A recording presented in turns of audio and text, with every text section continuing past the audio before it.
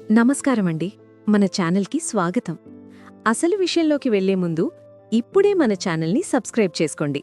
అలాగే ఈ వీడియోను లైక్ చేయడం మర్చిపోకండి.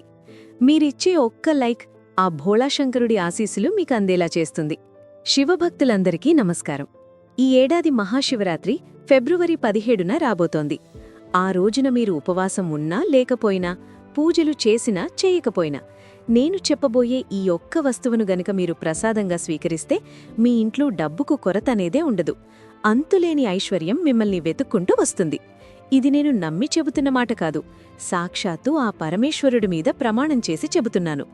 ఈ ఫిబ్రవరి 17న ఒక ప్రత్యేకమైన శుభముహూర్తంలో ఈ ఒక్క వస్తువును తీసుకుంటే మీ 7 ఏళ్ల దరిద్రం వదిలిపోవడమే కాదు, మీ అదృష్టం 3 పువ్వులు 6 కాయలుగా వర్ధిల్లుతుంది. మన పురాణాలు, శివమహాపురాణ కథల ప్రకారం ఈ మహాశివరాత్రి రోజున కొన్ని వస్తువులకు అపారమైన శక్తి ఉంటుంది. సాధారణంగా పెళ్లికాని అమ్మాయిలు మంచి భర్త కోసం, ఇల్లాళ్లు తమ కుటుంబం సుఖసంతోషాలతో ఉండాలని ఈ వ్రతాన్ని చేస్తారు. సాక్షాత్తు పార్వతీదేవి ఆ పరమశివుణ్ణి భర్తగా పొందడానికి ఈ రోజే కఠోర దీక్ష చేసింది. కాని అందరూ ఉపవాసాలు ఉండలేకపోవచ్చు, అనారోగ్య కారణాల వల్ల పూజలు చేయలేకపోవచ్చు. అలాంటివారు కంగారు పడక్కర్లేదు.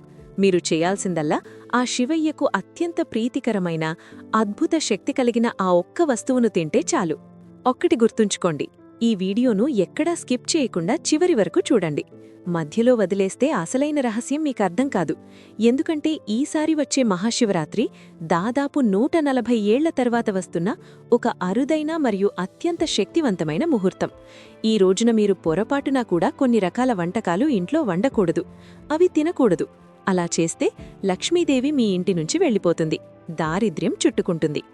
చాలామంది నాకు కమెంట్లలో అడుగుతుంటారు, గురువుగారు, శివలింగంపై పెట్టిన మారేడు దళాన్ని మనం ప్రసాదంగా తీసుకోవచ్చా? దానివల్ల ఏమైనా ఫలితం ఉంటుందా అని. దీని గురించి కూడా నేను మీకు వివరంగా చెబుతాను.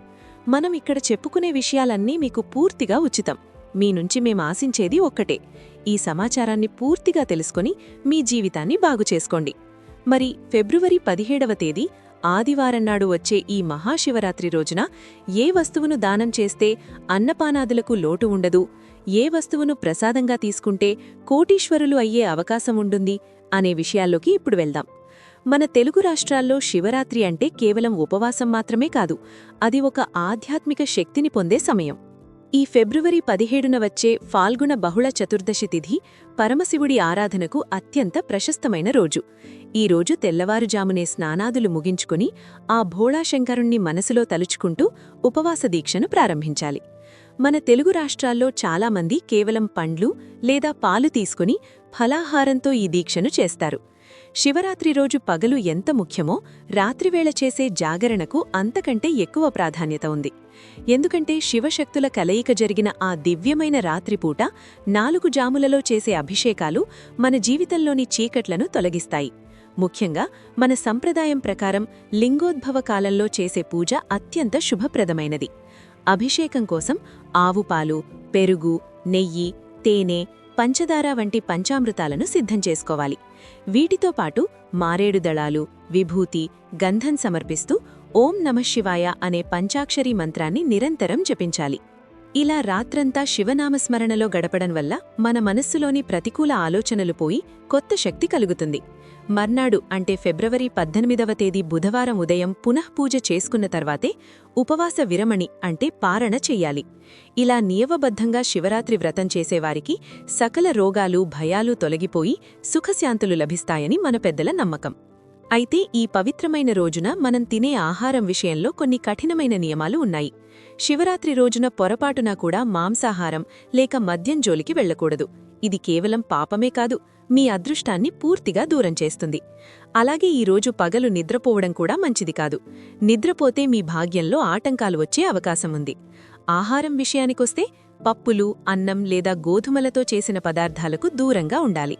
కేవలం పాలు, పండ్లు, టీ లేదా కాఫీ వంటివి తీసుకోవచ్చు. మరో ముఖ్యమైన విషయం ఏమిటంటే, శివరాత్రి పూజలో నలుపు రంగు దుస్తులు ధరించకండి. వీలైనంత వరకు తెలుపు, ఎరుపు లేదా కాషాయ రంగు బట్టలు వేసుకోవడం చాలా శ్రేయస్కరం. అలాగే ఈ పవిత్రమైన రోజున దానధర్మాలు చేయడానికి వెనుకాడకండి. మీరు చేసే చిన్న సాయం కూడా మీకు కొండంత పుణ్యాన్ని తెచ్చిపెడుతుంది. ఇక అసలు విషయానికొస్తే శివలింగంపై మనం ఏవి పడితే అవి సమర్పించకూడదు. కొన్ని వస్తువులను శివుడు అస్సలిష్టపడడు. వాటిని గనక మీరు సమర్పిస్తే మీ పూజ ఫలితం దక్కకపోగా లేనిపోని సమస్యలు వచ్చే ప్రమాదముంది. అందులో మొదటిది తులసి దళాలు. పురాణాల ప్రకారం తులసిని విష్ణుమూర్తి పూజకే వాడాలి. శివలింగంపై తులసిని ఉంచడం నిషిద్ధం. ఇలాంటి మరిన్ని నిషేధిత వస్తువుల గురించి ఇప్పుడు తెలుసుకుందాం. తులసి గురించి చెప్పుకున్నాం కదా. ఇక రెండోది, శివలింగానికి పొరపాటున కూడా కుంకుమ లేదా సింధూరం అద్దకండి. మిగిలిన దేవతామూర్తులకు సింధూరం అలంకరిస్తాం కాని పరమశివుడు వైరాగి. ఆయనకు విభూతి అంటేనే ప్రాణం. అందుకే శివలింగానికి విభూతితోనే అలంకారం చెయ్యాలి తప్ప సింధూరంతో శృంగారం చేయకూడదు. మూడోది, మన తెలుగు ఇళ్లల్లో పూజంటేనే శుభప్రదమైన రంగులు వాడుతాం. అందుకే ఫిబ్రవరి 17 శివరాత్రి రోజున నలుపు రంగు దుస్తులు వేసుకుని గుడికి వెళ్ళకండి. వీలైనంతవరకు తెలుపు లేదా పసుపు రంగు బట్టలు ధరించండి. నాలుగోది, శివలింగానికి పసుపు పూయకూడదు. పసుపును సౌభాగ్యానికి చిహ్నంగా భావిస్తాం. కాని లయకారుడైన శివుడి పూజలో పసుపు వాడకం అంత మంచిది కాదు. ఐదోది, మొగలి పువ్వులు, కేతకి. బ్రహ్మదేవుడు అబద్ధం చెప్పినప్పుడు దానికి మద్దతు ఇచ్చినందుకు శివుడు మొగలి పువ్వును శపించాడు. అందుకే శివపూజలో మొగలి పువ్వులు వాడరు. ఆరోది, కొబ్బరి నీళ్లు. కొబ్బరికాయ కొట్టవచ్చు, కాని కొబ్బరి నీళ్లతో శివలింగానికి అభిషేకం చేయడం మన శాస్త్రాల ప్రకారం నిషిద్ధం. ఏడోది, శంఖంతో నీళ్లు పోయడం. విష్ణువు పూజలో శంఖం ముఖ్యం, కాని శివుడికి మాత్రం శంఖంతో జలాభిషేకం చెయ్యకూడదు. ఎనిమిదోది, నువ్వులు. నువ్వులను విష్ణుమూర్తికి సంబంధించినవిగా భావిస్తారు. అందుకే శివారాధనలో వీటిని దూరంగా ఉంచాలి. ఇక తొమ్మిదోది, విరిగిన బియ్యం. స్వామికి అక్షతలు సమర్పించేటప్పుడు అవి ముక్కలుగా ఉండకూడదు. నిండుగా ఉన్న బియ్యాన్ని మాత్రమే వాడండి. ఇక మీ సమస్యలేవైనా ఉంటే మీ రాశిని లేదా మీ పేరుని కింద కామెంట్ బాక్స్లో తెలియజేయండి. మీ జాతకంలో ఉన్న ఇబ్బందులను తొలగించుకోవడానికి సులువైన మార్గాలు నేను మీకు వివరిస్తాను. మరి శివరాత్రి రోజున శివుడు దేనికి త్వరగా ప్రసన్నమవుతాడో తెలుసా? మొదటిది గంగాజలం. గంగాజలంతో అభిషేకం చేస్తే మనసికి ప్రశాంతత లభిస్తుంది. రెండోది చెరకురసం. చెరకురసంతో అభిషేకం చేస్తే ఆర్థిక ఇబ్బందులు తొలగిపోయి ఐశ్వర్యం వస్తుంది. మూడోది మనందరికీ తెలిసిందే, మారేడు దళం, బిల్వపత్రం. 3 ఆకులు కలిసి ఉన్న మారేడు దళం త్రిమూర్తుల స్వరూపం. ఇది సమర్పిస్తే శివలోక ప్రాప్తి కలుగుతుంది. నాలుగోది ఉమ్మెత్త పువ్వులు. తెల్లని ఉమ్మెత్త పువ్వులతో పూజ చేస్తే మానసిక ఆందోళనలు తగ్గుతాయి. ఐదోది, మన తెలుగువారు ఎక్కువగా పాటించేది వెండి నాగపడగలు. నాగదోషమున్నవారు శివరాత్రి రోజున వెండి నాగప్రతిమలను స్వామికి సమర్పిస్తే దోషం పోయి ఇంట్లో సుఖశాంతులు వస్తాయి. ఆరోది, ఉమ్మెత్తకాయలు. వీటిని సమర్పిస్తే శత్రువుల భయం పోతుంది. ఏడోది, బాంగి ఆకులు లేదా విభూతి. శివుడు హాలాహలాన్ని మృంగినప్పుడు కలిగిన తాపాన్ని తగ్గించుకోవడానికి వీటిని స్వీకరిస్తాడని అంటారు. వీటితో అభిషేకం చేసినా లేదా స్వామికి సమర్పించినా అనారోగ్యాలు దూరమవుతాయి. ఫిబ్రవరి 17న వచ్చే ఈ పవిత్ర పర్వదినం మీ జీవితంలో కొత్త వెలుగులు నింపాలని కోరుకుంటున్నాను. ఇక శివరాత్రి రోజున ఉపవాసమున్నప్పుడు ఏ ఆహారం తీసుకుంటే మంచిది, ఎనర్జీ ఎలా వస్తుంది అనే విషయాల గురించి ఇప్పుడు మాట్లాడుకుందాం. ఇక శివరాత్రి ఉపవాసం గురించి మాట్లాడుకుందాం. అసలు శివరాత్రి వ్రతం ఉద్దేశమేంటంటే మన శరీరాన్ని, మనస్సును శుద్ధి చేసుకోవడం. ఫిబ్రవరి 17న మీరు ఉపవాసమున్నప్పుడు కేవలం పళ్ళు, పాలు వంటి సాత్విక ఆహారం మాత్రమే తీసుకోవాలి. మన దగ్గర చాలామంది సగ్గుబియ్యం కిచిడి లేదా ఉడికించిన దుంపలు, ఆలుగడ్డ, కందగడ్డ తింటుంటారు. ఇవి ఆరోగ్యానికి తేలికగా ఉంటాయి మరియు మీ దీక్షకు ఎటువంటి భంగం కలిగించవు. ముఖ్యంగా గుర్తుంచుకోండి, శివరాత్రి రోజున ఎటువంటి మాంసాహారంగానీ మద్యంగానీ ముట్టుకోకూడదు. ఇది కేవలం నియమం మాత్రమే కాదు, శివయ్య ఆగ్రహానికి గురిచేసే పని. ఆ రోజు మనం ధరించే బట్టలు కూడా కుట్టనివి, అంటే ధోవతి లేదా కండువా వంటివి అయితే ఇంకా శ్రేయస్కరం. ఎందుకంటే శాస్త్రాల ప్రకారం కుట్టని వస్త్రాలు ధరించి పూజ చేయడం అత్యంత శుభప్రదం. శివరాత్రి రోజు రాత్రి 4 జాములలో శివలింగానికి అభిషేకం జరుగుతుంది. ప్రతి జాములోనూ స్వామిని దర్శించుకోవడం వల్ల అశ్వమేధ యాగం చేసినంత పుణ్యం లభిస్తుంది. ఇక ఉత్తర భారతదేశంలో కొందరు ధతుర లేదా భంగి ప్రసాదంగా తీసుకుంటారు. కాని మన దక్షిణ భారత సాంప్రదాయం ప్రకారం శివలింగానికి అభిషేకం చేసిన మారేడుదళం అంటే బిల్వపత్రాన్ని ప్రసాదంగా తీసుకోవడం అత్యుత్తమం. ఈ మారేడు దళానికి ఒక అద్భుతమైన శక్తి ఉంది. శివపురాణం ప్రకారం శివరాత్రి నాడు శివలింగంపై ఉంచిన మారేడు దళాన్ని ప్రసాదంగా తీసుకుంటే మన శరీరంలో విషతుల్యాలు తొలగిపోతాయి. అది ఆధ్యాత్మికంగానే కాదు, ఆరోగ్యపరంగా కూడా మనకు ఒక రక్షణ కవచంలా పనిచేస్తుంది. అంతేకాదు, మన తెలుగు రాష్ట్రాల్లో శివరాత్రి నాడు విభూతిని నుదుటన ధరించడం మరియు కొంచెం నాలుకపై వేసుకోవడం కూడా ఒక ఆచారంగా వస్తోంది. శివయ్య మీనంతా పులుముకున్న ఆ విభూతి మన అహంకారాన్ని తగ్గించి ప్రశాంతతను ఇస్తుంది. ఈ ఫిబ్రవరి 17న మీరు ఉపవాసం ఉన్నప్పుడు సాధ్యమైనంతవరకు మౌనంగా ఉండి శివనామస్మరణ చెయ్యండి. అనవసరమైన మాటలు, గొడవలకు దూరంగా ఉండండి. మీరు ఎంత ప్రశాంతంగా ఉంటే ఆ శివయ్య కృప మీకు అంత త్వరగా అందుతుంది. మరి శివరాత్రి నాడు పొరపాటును కూడా కొన్ని పండ్లు లేదా పదార్థాలు తినకూడదు అని మన పెద్దలు చెబుతుంటారు. అవేంటో తెలుసా? అలాగే మారేడు దళం తినడం వల్ల కలిగే ఆ అద్భుతమైన ఆరోగ్య ప్రయోజనాలేంటి అనేది ఇప్పుడు వివరంగా చూద్దాం. మనం ఇందాక చెప్పుకున్నట్టుగా ఈ దీక్షలో ఆహారం ఎంత ముఖ్యమో మన శరీరాన్ని డీహైడ్రేషన్ కాకుండా చూసుకోవడం కూడా అంతే ముఖ్యం. ఉపవాసం ఉన్నాం కదా అని నీళ్లు కూడా తాగకుండా ఉండక్కర్లేదు. పండ్ల రసాలు, ముఖ్యంగా దానిమ్మ లేదా నారింజ జ్యూస్ తీసుకుంటే మీ శరీరానికి కావలసిన శక్తి అందుతుంది. కానీ ఒక్కటి గుర్తుంచుకోండి, మన తెలుగు రాష్ట్రాల్లో శివరాత్రి ఉపవాసం ఉన్నప్పుడు చెరుకు రసం తాగడానికి అంతగా ఇష్టపడరు. అది అభిషేకానికి వాడతాము కాబట్టి సేవించడానికి ఇది సరైన సమయం కాదని మన పెద్దల నమ్మకం. మీరు ఫలాహారం తీసుకోవాలనుకుంటే యాపిల్, అరటిపండు, బొప్పాయి లేదా కీరదోస వంటివి తీసుకోండి.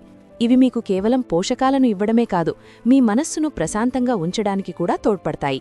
ఇంకా ఆకలిగా అనిపిస్తే సగ్గుబియ్యం జావా లేదా ఉడికించిన ఆలుగడ్డలను సైంధవ లవణంతో కలిపి తీసుకోవచ్చు.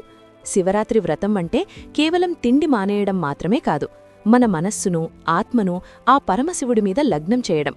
అందుకే మీరు ఏది తిన్నా అది తేలికగా ఉండేలా చూసుకోండి. అప్పుడే మీరు రాత్రంతా జాగరణ చేసి ఆ భోళాశంకరుడిని ధ్యానించగలరు. ఇక ఈ పవిత్రమైన రోజున మారేడు దళాన్ని అంటే బిల్వపత్రాన్ని ప్రసాదంగా తీసుకోవడం వెనక ఉన్న ఆరోగ్య రహస్యాలను ఇప్పుడు తెలుసుకుందాం. మారేడు దళం కేవలం శివుడికి ఇష్టమైన ఆకు మాత్రమే కాదు, అది ఒక అద్భుతమైన ఔషధం. ఎవరికైనా జ్వరం ఎక్కువగా ఉన్నప్పుడు మారేడు దళం తీసుకుంటే శరీరంలోని వేడి తగ్గి ఉపశమనం లభిస్తుంది. అంతేకాదు, ఇది మధుమేహం అంటే షుగర్ ఉన్నవారికి ఒక వరం లాంటిది. క్రమం తప్పకుండా మారేడు దళం తీసుకుంటే రక్తంలోని చక్కెర స్థాయిలు అదుపులో ఉంటాయి. నోటిపూతతో బాధపడేవారు లేదా కడుపులో మంటగా ఉన్నవారు ఈ ప్రసాదాన్ని స్వీకరిస్తే వెంటనే తేడా కనిపిస్తుంది. అలాగే రక్తంలోని విషతుల్యాలను బయటకు పంపి రక్తాన్ని శుద్ధి చేయడంలో కూడా మారేడు దళం కీలక పాత్ర పోషిస్తుంది. శరీరంలో ఎక్కడైనా వాపులు ఉన్నా దీనివల్ల తగ్గుతాయి. చూసారా, మన పెద్దలు శివరాత్రి నాడు మారేడు దళాన్ని ప్రసాదంగా తీసుకోవాలని ఎందుకన్నారో. ఇది మనల్ని ఆధ్యాత్మికంగానే కాదు, శారీరక రోగాల నుంచి కూడా కాపాడుతుంది. ఫిబ్రవరి 17ను వచ్చే ఈ మహాశివరాత్రి కేవలం ఒక పండుగ మాత్రమే కాదు, అది మన ఆత్మను మేల్కొలిపే ఒక దివ్యమైన రాత్రి. పరమశివుడు ఈరోజే లింగరూపంలో ఆవిర్భవించాడని, పార్వతీ పరమేశ్వరుల కళ్యాణం జరిగిందని మన పురాణాలు చెబుతున్నాయి. ఈ రాత్రి శివశక్తుల కలయిక వల్ల విశ్వమంతా ఒక గొప్ప శక్తి ప్రవహిస్తూ ఉంటుంది. అందుకే ఈ రాత్రిని మహాయోగం అంటారు. ఉపవాసం, జాగరణ, రుద్రాభిషేకం ద్వారా మన పాపాలను పోగొట్టుకుని పుణ్యాన్ని సంపాదించుకోవడానికి ఇది ఒక గొప్ప అవకాశం. మరి ఈ మహాపుణ్యకాలంలో ఆ శివయ్య ఆశీసులు మనకు పరిపూర్ణంగా అందాలంటే ఆఖరి గడియల్లో మనం చెయ్యాల్సిన ఆ ఒక్క ముఖ్యమైన పనేంటి? మరి ఈ మహాయోగ సమయంలో మనం చేసే రుద్రాభిషేకం, మంత్రజపం మన జన్మజన్మల పాపాలను కడిగేస్తాయి. అందుకే ఫిబ్రవరి 17 రాత్రిని అస్సలు వదులుకోవద్దు. నిజమైన భక్తితో, నిశ్చలమైన మనస్సుతో ఆ పరమశివుణ్ణి ఆరాధిస్తే మీ జీవితంలో ఉన్న సమస్త కష్టాలు, రోగాలు, భయాలు పటాపంచమైపోతాయి. మీ ఇంట్లో సుఖశాంతులు, సిరి సంపదలు వెల్లివిరుస్తాయి. మోక్ష మార్గం వైపు మీ ప్రయాణం మొదలవుతుంది. మహాశివరాత్రి మనకు నేర్పేది ఒక్కటే: వైరాగ్యం, సంయమనం మరియు సత్యం. బాహ్య ప్రపంచంలోని ఆడంబరాల కంటే మన లోపల ఉన్న శివతత్వాన్ని గుర్తించినప్పుడే మన జీవితం సార్థకమవుతుంది. ఆ భోళాశంకరుడు కోరుకునేది మీ దగ్గర ఉన్న ఆస్తిపాస్తులు కాదు, మీ దగ్గర ఉన్న స్వచ్ఛమైన భక్తిని మాత్రమే. అందుకే ఈ శివరాత్రి రోజున మనస్ఫూర్తిగా స్వామిని శరణువేడండి. మహాశివరాత్రికి సంబంధించి నేను పంచుకున్న ఈ పవిత్రమైన సమాచారం మీకు నచ్చిందని ఆశిస్తున్నాను. ఈ విషయాలు మీరు కేవలం తెలుసుకోవడమే కాదు, మీ ఆత్మీయులకు కూడా చేరవేయండి. మిత్రులారా, మీకు ఈ వీడియో నచ్చినట్లయితే ఆ శివయ్య మీద భక్తితో ఈ వీడియోను ఇప్పుడే లైక్ చేయండి. ఇలాంటి మరిన్ని ఆధ్యాత్మిక రహస్యాలు, మన సంప్రదాయాలకు సంబంధించిన ఆసక్తికరమైన విషయాలు మీరు మిస్ అవ్వకూడదు అనుకుంటే వెంటనే మన ఛానల్ని సబ్స్క్రైబ్ చేసుకోండి. పక్కనే ఉన్న బెల్ ఐకాన్ నొక్కి ఆల్ నోటిఫికేషన్స్ ఆన్ చేసుకోవడం మర్చిపోకండి. అప్పుడే నేను పెట్టే ప్రతి ముఖ్యమైన వీడియో అందరికంటే ముందు మీకే అందుతుంది. మీరు ఏ రాశివారు లేదా మీ మనసులో ఉన్న కోరిక ఏంటో కింద కమెంట్ బాక్స్లో తప్పకుండా రాయండి. అలాగే ఆ భోళాశంకరుడి నామస్మరణ చేస్తూ ఓం నమః శివాయ అని కమెంట్ చేయండి. ఈ పుణ్య సమాచారాన్ని మీ స్నేహితులకు, కుటుంబ సభ్యులకు మరియు శివభక్తులందరికీ షేర్ చేయండి. మీరు చేసే ఒక్క షేర్ వల్ల మరొకరికి శివయ్య అనుగ్రహం కలిగే అవకాశముంటుంది. ఈ మహాశివరాత్రి మీ అందరి జీవితాల్లో సరికొత్త వెలుగులు నింపాలని, ఆ పరమేశ్వరుడి ఆశీస్సులు మీకు ఎల్లప్పుడూ ఉండాలని మనసారా కోరుకుంటున్నాను. వీడియోను చివరి వరకు చూసినందుకు మీ అందరికీ ధన్యవాదాలు. హర హర మహాదేవ. శంభో శంకర.